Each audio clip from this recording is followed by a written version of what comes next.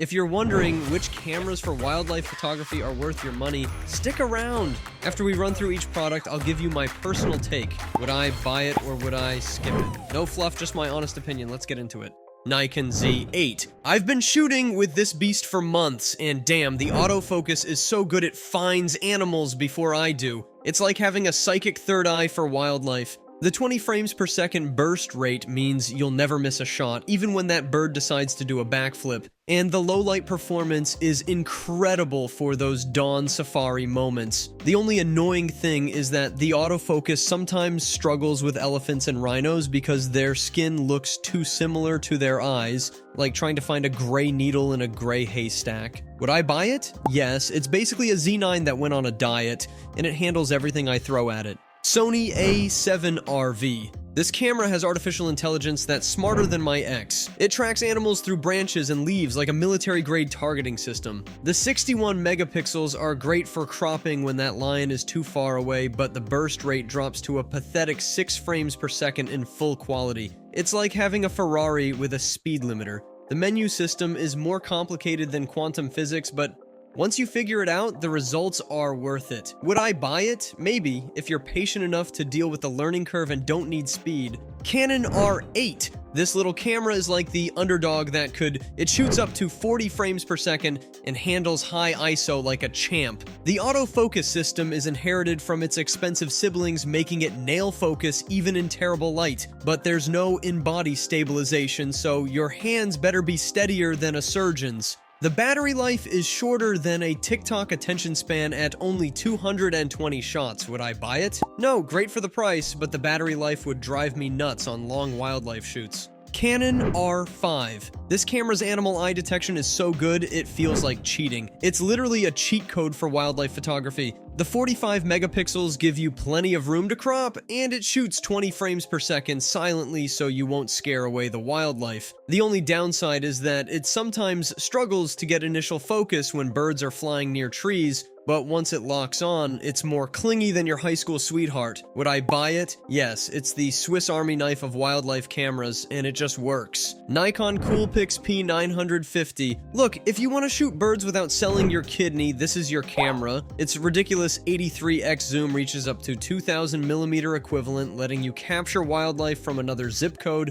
The autofocus is slower than my grandma walking up the stairs, and it struggles in low light. But for $800, you get decent image stabilization and good battery life. The 16 megapixel sensor isn't winning any awards, but hey, at least you can shoot RAW files and 4K video. Would I buy it? Yes, perfect for beginners who want to get into wildlife photography without breaking the bank. Sony A9 III. This speed demon shoots at 120 frames per second with full autofocus tracking and no blackout, making it perfect for capturing those split-second wildlife moments. The global shutter is revolutionary but comes at a cost, literally and figuratively, as the low light performance isn't great and the buffer fills up faster than your memory card can handle. The ergonomics are finally decent after years of Sony's uncomfortable designs, and that 9.44 million dot electronic viewfinder is absolutely gorgeous. Would I buy it? Maybe. If money isn't an issue and you're obsessed with capturing the fastest wildlife action.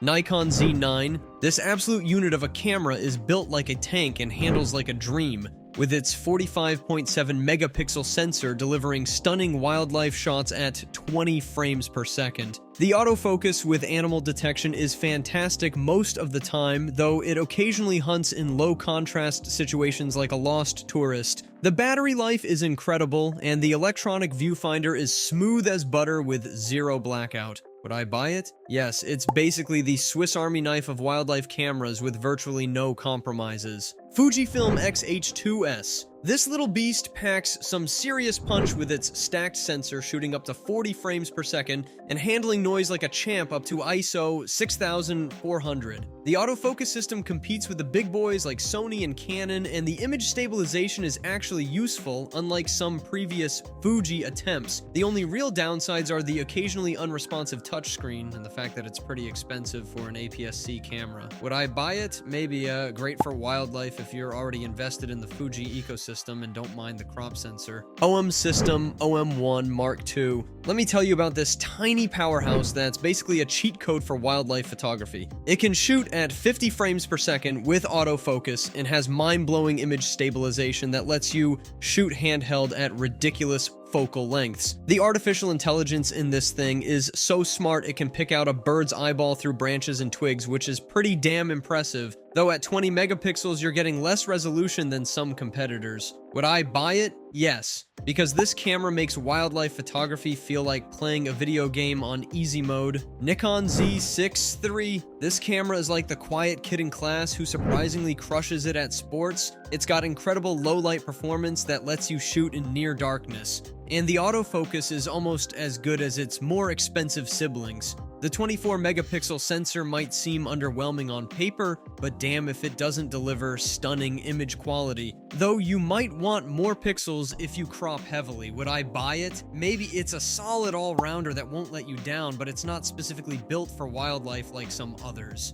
Canon EOS R7. Now this is what happens when Canon decides to get serious about wildlife photography. 32 megapixels on a crop sensor giving you extra reach, blazing fast 15 frames per second shooting, and autofocus that feels like cheating. The only real downside is the buffer isn't infinite, so if you're trigger happy, you'll have to wait for it to catch up sometimes. Would I buy it? Yes, because it's basically a mini sports car for wildlife photography that won't completely destroy your bank account. Canon EOS 90D. This camera is like that reliable friend who's good at everything but not amazing at anything. It's got solid 32.5 megapixels and decent 10 frames per second shooting speed. The autofocus system works well enough with 45 cross-type points, but it's showing its age compared to newer mirrorless cameras, and the high ISO performance isn't going to blow your mind. Would I buy it? No, while it's still capable, there are better options now that make wildlife photography significantly easier. Nikon COOLPIX P1000. Let's talk about this absolute unit of a camera with its ridiculous 3000mm zoom. You can literally photograph a bird's nostril hair from another zip code, but good luck keeping that shot steady without a tripod. The image quality is decent in good lighting conditions up to ISO 800, but anything beyond that and your wildlife photos start looking like they were taken with a potato. The autofocus struggles with fast-moving subjects, and the lens gets pretty slow at f8 when fully zoomed, making this more suitable for stationary wildlife than capturing that eagle swooping down for its prey. Would I buy it? Maybe.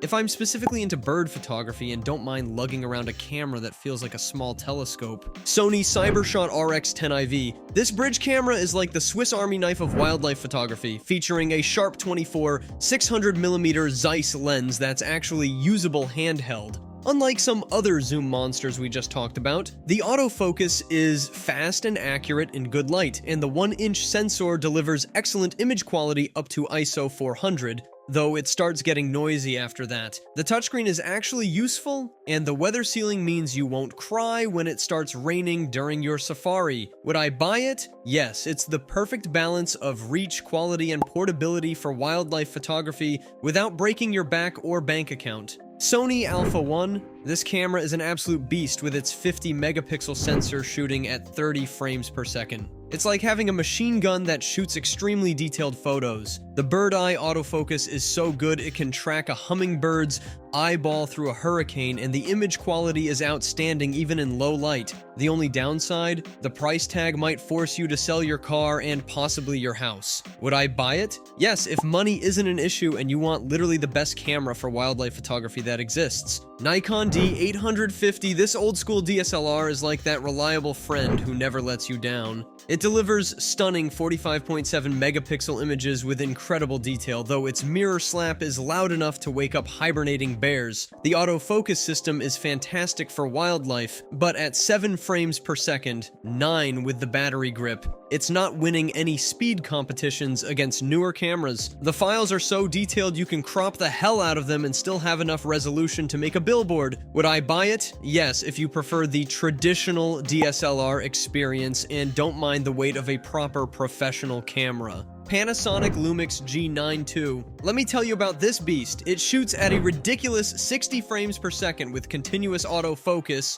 and has this crazy pre-burst feature that captures 1.5 seconds of action before you even press the shutter. Perfect for those damn I missed it bird moments. The autofocus system is like a bloodhound on steroids, locking onto animals' eyes with impressive accuracy, though it does get a bit confused in low light and heavy snow. Would I buy it? Yes. The 2x crop factor means your 400mm lens becomes an 800mm monster without needing a gym membership to carry it. Fujifilm X-T50. This tiny powerhouse packs a massive 40 megapixel sensor that captures insane detail, and the autofocus system can spot a giraffe's eyeball from a mile away, though it sometimes gets distracted by cage bars at the zoo, which is kind of annoying. The battery life is shorter than a TikTok attention span, so you better pack some spares if you're planning a full day safari. Would I buy it? Maybe. The image quality is fantastic and it's super portable, but the lack of weather sealing means you'll be running for cover faster than a cheetah when it starts raining. Thanks for watching. I hope this video helps you pick the cameras for wildlife photography for you. If you have any questions, drop a comment below. Links to all of these products mentioned in this video will be in the description.